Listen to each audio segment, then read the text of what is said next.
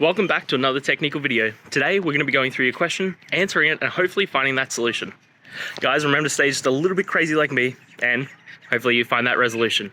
Now, let's continue on to the video.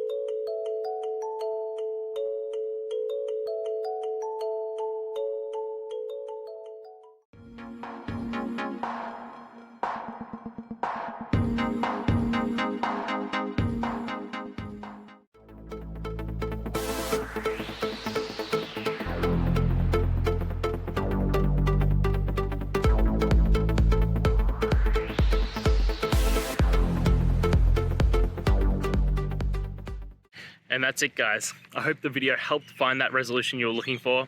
And, if it did, please, I'd appreciate it if you could hit subscribe. Until next time, guys, that you need more technical help, I hope you have a good one. Cheers.